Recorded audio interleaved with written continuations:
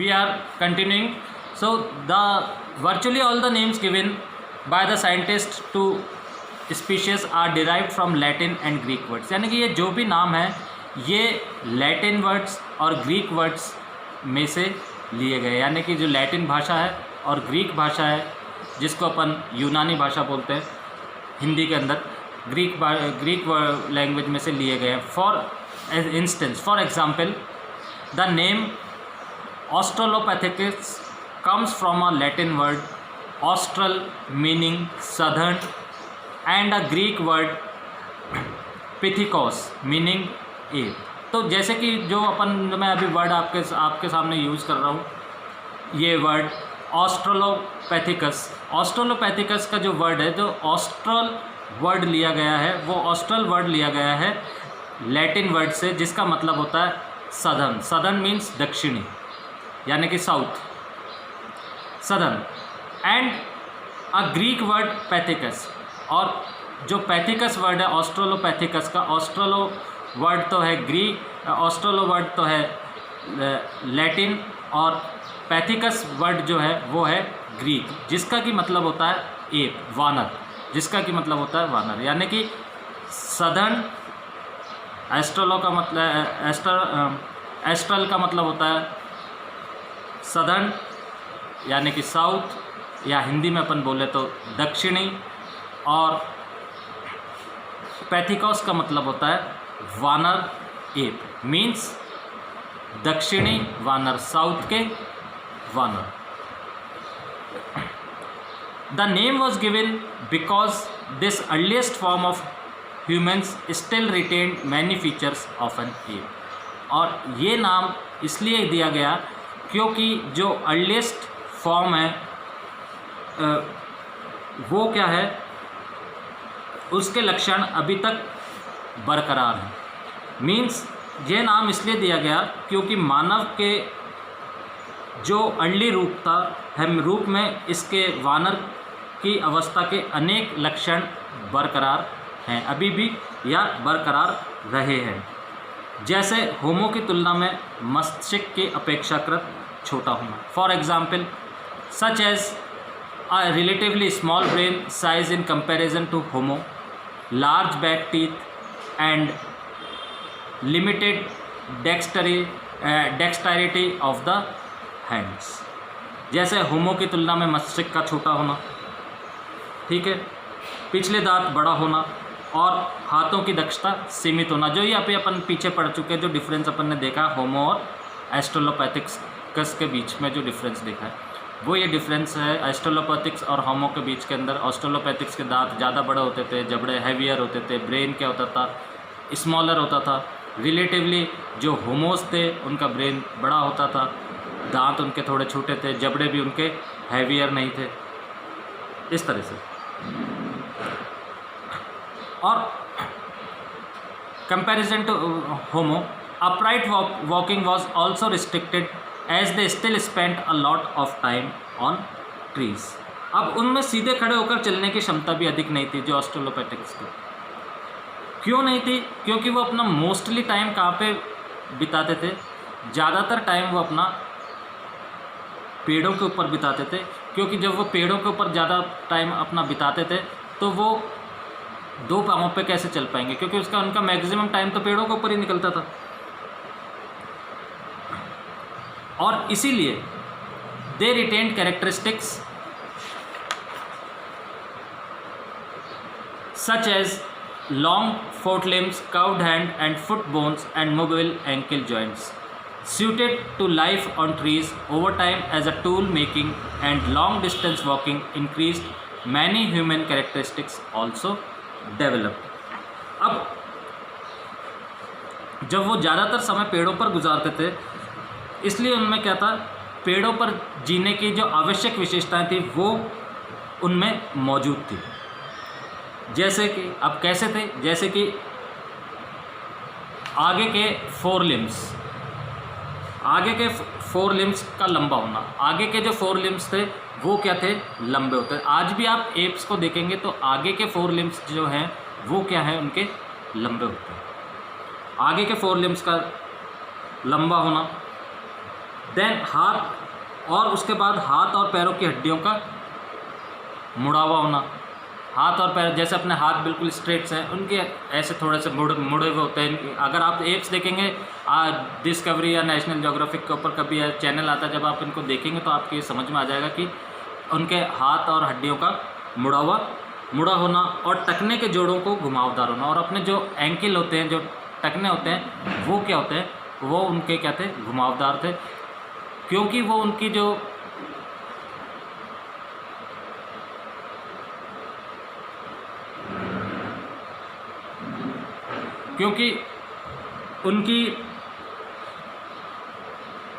जो जीवन शैली थी वो, और जो उनकी विशेषता थी वो थी पेड़ों पे रहने के लिए।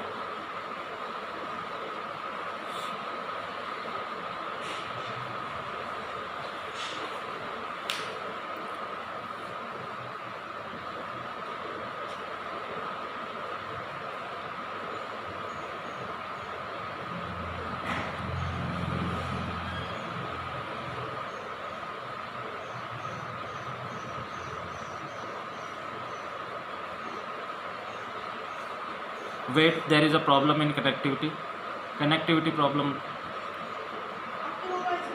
हाँ,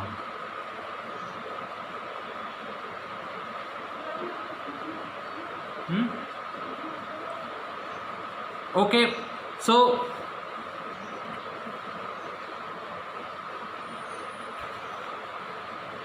over time, as a tool making and long distance walking increased, many human characteristics also develop. और जैसे जैसे टाइम बीतता गया, और जब ये लोग औजार बनाने और लंबी दूरी तक पैदल चलने में ये लोग सक्षम हुए, या इनके में बढ़ोतरी होती गई, तो इनके अंदर ह्यूमन कैरेक्टरिस्टिक्स, यानी कि जिसको अगर अपन हिंदी में बोल सकते हैं तो मानवीय विशिष्टताओं के लक्षणों का विकास भी होता चला गया। यानी कि जो अपन मानव है, ह्यूमन्स है, उनके जो कैरेक्टरिस्टिक्स है, उनका डेवलपमेंट भी इनके अंदर होता चला गया धीरे धीरे।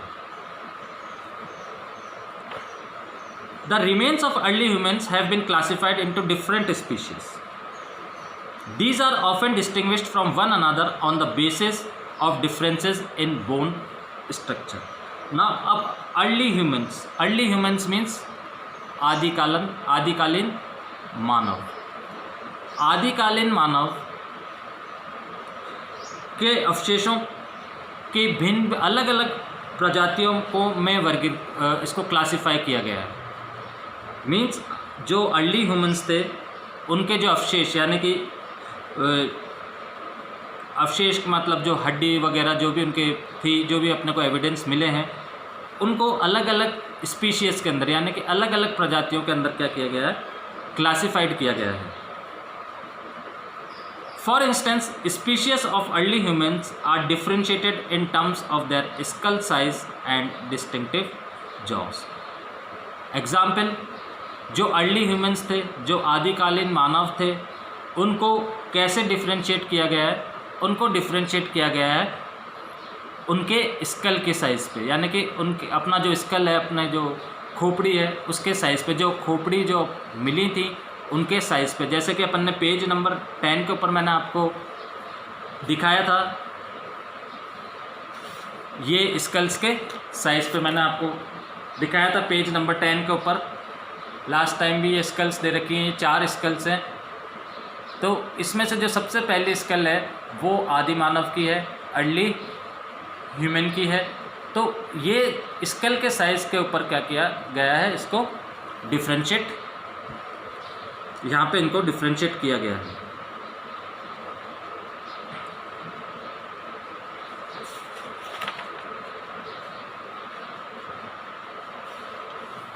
एंड डिस्टिंक्टिव जॉज, अब जबड़े भी फ़र्क थे। अब जैसे अपन ने ऑस्ट्रेलोपैथिक्स के और होमो के जॉज का जो डिफ्रेंशिएशन किया गया था, तो ऑस्ट्रेलोपैथिक्स के जो जॉज थे वो बहुत हैवियर थे, बड़े थे, मोटे थे, इस तरह के उनके जॉज थे। तो जो अर्ली ह्यूमन्स थे, आदि मानव थे, उनको भी इसी तरह से डिफ्रेंशिएट किया गया है अलग अलग चीज़ों के ऊपर। Mainly they are differentiated on the skulls, that is और जिसको कि अपन बोल सकते हैं खोपड़ी की तरह से उसको खोपड़ी से उसको डिफ्रेंशिएट किया गया है। These characteristics may have evolved due to what has been called positive feedback mechanism। और ये विशेषता ज़्यादातर क्या है, सकारात्मक प्रतिपुष्टि, यानी कि ये इवॉल्वमेंट जो हुआ है ये किसके कारण हुआ है ऐसा माना जाता है पॉजिटिव फीडबैक मैकेनिज़्म के कारण। अब पॉजिटिव फीडबैक मैकेनिज़्म क्या होता है? अब अगर अपन पॉजिटिव फीडबैक मैकेनिज़्म देखते हैं, ये बेटा ये बहुत इंपॉर्टेंट है। Janhvi, you are listening, can you hear me?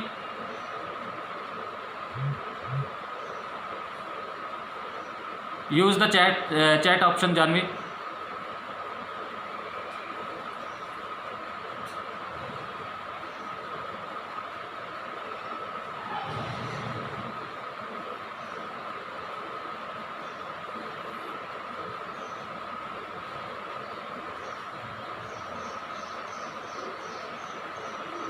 Okay, so the positive feedback mechanism, it is on page number 13. Here positive feedback mechanism is given. I am explaining you that it is on page number 13 positive feedback mechanism। तो positive feedback mechanism क्या होता है? The arrow pointing towards a box indicating the influence that shaped the particular development। तो ये जो arrow बनी हुई है बॉक्स के, ये अपने को ये बता रही हैं कि पर्टिकुलर डेवलपमेंट को में जो चेंजेस आए हैं, जो डेवलपमेंट में चेंजेस आए हैं, वो किससे प्रभावित हुए, किससे इन्फ्लुएंस्ड हुए। जैसे फर्स्ट बॉक्स के अंदर अपने को दे रखा है increase in size and capacity of brain. Arrow नीचे की तरफ आया, visual surveillance, long distance walking while foraging and hunting. Then it goes to the right side box, that is upright walking, सीधा चलना।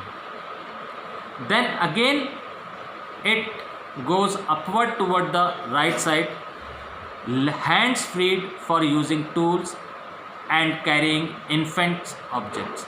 now feedback mechanism के अंदर और जो लास्ट के अंदर जो बॉक्स दे रखा है, जो सब मिलकर के आया, वो टूल मेकिंग। सबसे पहले तो क्या हुआ, increase in size and capacity of brain.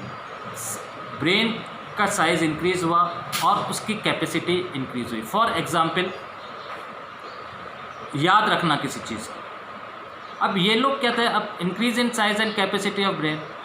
अब फॉर एग्जांपल पानी कहाँ मिलता है, उसका रास्ते को याद रखना, या हमारे को खाना कहाँ मिलेगा, उस जगह को याद रखना। तो increase in size and capacity of brain. Then visual surveillance, long distance walking while foraging and hunting. अब दूर तक देखना, सीधे खड़े हो गए, आप अभी झुक कर चल रहे हैं तो आप यहाँ तक ही देख सकते हैं, या आपको देखने में प्रॉब्लम होगी। बट जब आप अपराइट सीधे चलेंगे तो आपको ऊपर दिखेगा और आप दूर तक देख सकते हैं। अब दूर तक चलना, पैदल चलना, लंबी वॉकिंग करना स्टार्ट कर दिया इन्होंने। देन अपराइट वॉकिंग, मेनली सीधा चलना, सीधा चलना इन्होंने स्टार्ट कर दिया। देन जब ये सीधे चलने लगे तो अब क्या थे, पहले 4 लिम्स पे चलते थे, तो ये वाले जो हाथ थे, आगे वाले हाथ भी क्या थे, बंधे हुए थे, ये भी वॉकिंग के काम में आते थे। अब जब सीधे चलने लगे तो ये दोनों हैंड्स क्या हो गए, ये दोनों हैंड्स फ्री हो गए आगे वाले। तो hands freed for using tools, अब इन हाथों से टूल्स को यूज़ कर सकते थे। जैसे आज अपने हाथ फ्री हैं, अपन बहुत सारा काम कर सकते हैं इनसे। एंड कैरिंग इन्फेंट्स, बच्चों को गोद में उठा करके चल सकते थे। आज अपन देखते हैं जो छोटे बच्चे हैं उनको पेरेंट्स गोद में उठा करके चलते, क्यों? क्योंकि हैंड्स फ्री हो गए।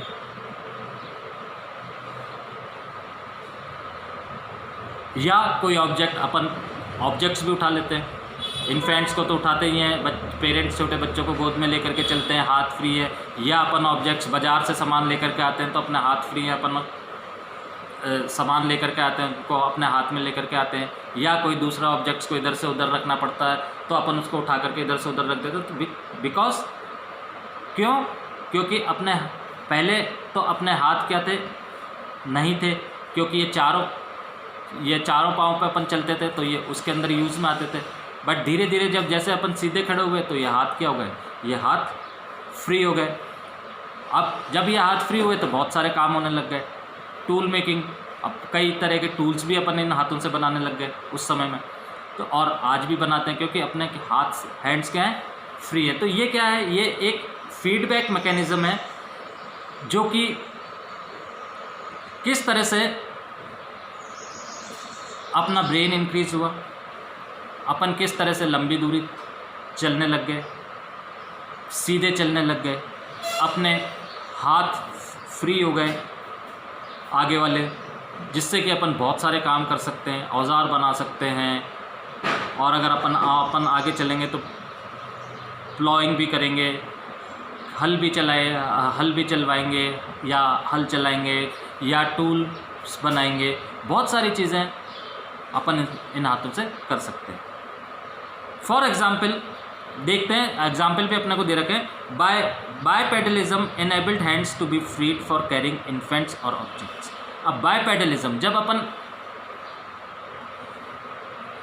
दो पाँव पे चलने लगे तो अपने हाथ क्या हो गए, फ्री हो गए। और जब अपने हाथ फ्री हो गए तो अपन इन्फेंट्स को भी उठा सकते, छोटे बच्चों को गोद में लेकर के चल सकते हैं, या किसी और ऑब्जेक्ट्स को भी गोद में किसी और ऑब्जेक्ट्स को भी पकड़ करके अपन चल सकते हैं। As hands were used more and more, upright walking gradually become more efficient. अब जैसे जैसे अपने हाथ और फ्री हो गए, जैसे जैसे अपने हाथ फ्री होते गए तो अब दो पैरों पर खड़े चलने की कुशलता भी अपनी बढ़ती गई। तो अपन दो पैरों पर चलने में अपनी कुशलता और भी ज़्यादा बढ़ती चली गई। जैसे अपन सीधे हुए, अगर आप देखते हैं तो पहले अगर आपने क्लास 6 में पढ़ा होगा कि इंसान पहले जानवर था, पहले चार पाँव पे चलता था, फिर थोड़ा सा सीधा हुआ, फिर थोड़ा सा सीधा हुआ, फिर बिल्कुल स्ट्रेट अपराइट हो गया। तो जैसे जैसे हाथों का यूज़ करते गए अपन, तो अपने जो चलने की दो पाँव पे जो चलने की कुशलता थी वो भी कुशलता बढ़ती चली गई। इसमें विभिन्न Then, apart from the advantage of freeing hands for various uses, far less energy is consumed while walking as compared to the movement of quadruped. अब अपने को अपने हाथ फ्री होने की वजह से अपन को बहुत सारा लाभ तो मिला ही, बट चार पैरों के बजाय दो पैरों पर चलने से शारीरिक या अपनी जो ह्यूमन एनर्जी है या अपने में जो एनर्जी रहती है उसकी जो एनर्जी है वो भी सेव होने लगी। क्यों? क्योंकि जब अपन चार पैरों पर चलते थे तो अपने को क्या ज़्यादा एनर्जी लगानी पड़ती थी। बट जब अपन दो पैरों पर चलने लगे तो अपने को क्या, अपनी एनर्जी क्या होने लगी, सेव होने लगी comparatively to while we were walking on the 4 legs। Energy used more comparatively to while we are walking on 2 legs। But एक लॉस भी हुआ इसमें, एनर्जी तो सेव होने लगी, बट एक लॉस क्या हुआ, वो लॉस ये हुआ कि how ever the advantage in terms of saving energy is reversed while running. अब अपन जब दो पैरों पे चलते हैं तो एनर्जी कम लगती है, बट जब अपन दो पैरों से भागते हैं तो एनर्जी बहुत ज़्यादा लगती है। तो यहाँ पे अपने को लॉस हो गया। जब अपन चार पाँव पे भागते थे तो अपने एनर्जी कम लगती थी, जब चलते थे तो एनर्जी ज़्यादा लगती थी। आज अपन पैदल चलते हैं तो एनर्जी कम लगती है, बट दो पैरों पे भागते हैं तो एनर्जी ज़्यादा लगती है, तो ये रिवर्स इफेक्ट पड़ा, ये एक रिवर्स इफेक्ट पड़ा। एक अच्छा इफेक्ट, तो 2 पाँव पे चल रहे हैं तो एनर्जी कम लग रही है, बट 2 पाँव पे भाग रहे हैं तो एनर्जी बहुत ज़्यादा लग रही है। बट जब अपन 4 पाँव पे चलते थे तो एनर्जी बहुत ज़्यादा लगती थी, और जब 4 पाँव पे भागते थे तो एनर्जी इतनी नहीं लगती थी जितनी अभी अपन भागेंगे 2 पाँव पे, तो एनर्जी बहुत ज़्यादा कंज्यूम होगी, बहुत ज़्यादा एनर्जी लगेगी।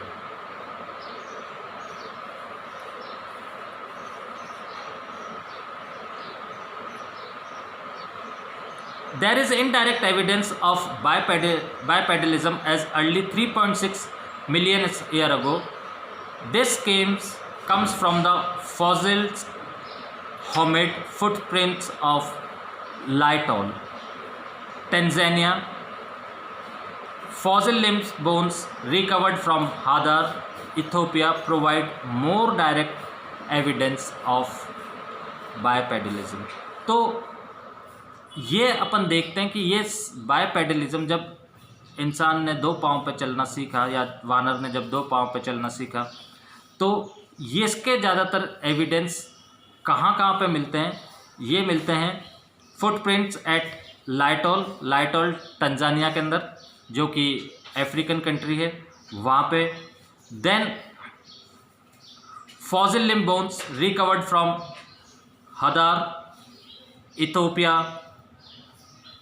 और यहाँ से जो एविडेंस मिले हैं ये बिल्कुल साफ बताते हैं कि ये जो वानर थे पुराने टाइम के अंदर, यानी कि जो 3.6 मिलियन ईयर्स अगो के पहले, इन्होंने बिल्कुल सीधा चलना सीख लिया था। क्यों? क्योंकि फुटप्रिंट्स जो मिले हैं वो 2 पाँव के मिले हैं, 4 पाँव के नहीं मिले। यानी कि जब वो क्वाड्रुपल्स थे तो 4 के नहीं मिले, खाली 2 पाँव के ही फुटप्रिंट्स यहाँ के एविडेंस यहाँ पे अफ्रीकन कंट्रीज़ जो है इथियोपिया, टंजानिया के अंदर यहाँ पे मिले।